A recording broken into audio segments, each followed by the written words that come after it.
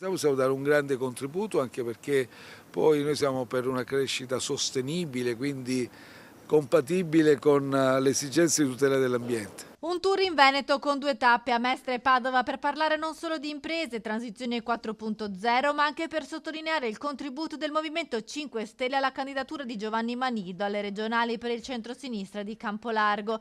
Giuseppe Conte, dopo aver partecipato ad un presidio davanti alla sede di Veneto Sviluppo a Mestre e prima di visitare il Competence Center di Padova, ha definito Manido come la scelta più competitiva per la sfida in Veneto. Competitività che manca però alle imprese, ha poi detto il presidente Pentastellato, citando la Commissione europea che certifica che l'Italia sarà ultima in Europa per crescita nel prossimo triennio. Il Veneto inizia ad andare in difficoltà con un declino anche produttivo, abbiamo imprese che sono sommerse dal caro bollette, da una pressione fiscale molto alta, sono arrivati anche i dazi.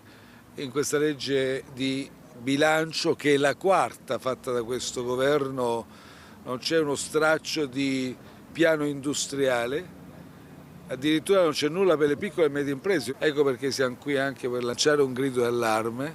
Ritorniamo quantomeno a transizione 4.0, che contempla agevolazioni per le imprese che innovano, per le imprese che offrono sana occupazione,